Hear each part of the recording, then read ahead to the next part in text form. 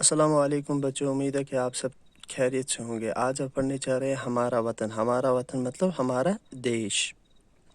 نہ ہو کیوں ہمیں دل سے پیارا وطن ہے جنت کا ٹکڑا ہمارا وطن۔ شاعر فرماتے ہیں کہ ہمیں کیوں نہ ہمارا وطن اپنے دل سے پیارا ہو، اپنی جان سے پیارا ہو، کیونکہ ہمارا وطن جو ہے وہ جنت کا ایک ٹکڑا ہے، جنت کے باغوں میں سے ایک باغ ہے۔ ہمارا وطن جو کشمیر ہے جنت کا ایک ٹکڑا ہے اور جنت کے باغوں میں سے ایک باغ ہے۔ سہانا ہے سندر ہے سارا وطن۔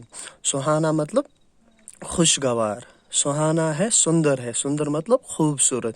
جو ہمارا وطن ہے وہ بہت ہی خوشگوار اور بہت ہی خوبصورت ہے۔ ہمارا وطن پیارا پیارا وطن، جو ہمارا وطن ہے وہ بہت ہی پیارا ہے، حد سے بھی زیادہ پیارا ہے، اچھا ہے۔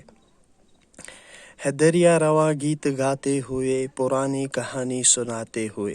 ہے دریا رواں، رواں مطلب بہتے ہوئے، جاری جو چلتے ہوئے ہوتے ہیں، گیت گاتے ہوئے۔ شاعر فرماتے ہیں کہ جو دریا بہتے ہیں وہ چلتے چلتے گیت گاتے ہیں، ان میں میوزک ہوتا ہے۔ پرانی کہانی سناتے ہوئے، اور ہمیں پرانے زمانے کے بارے میں، ہمیں پچھلے زمانے کے بارے میں وہ کہانیاں سناتے ہیں۔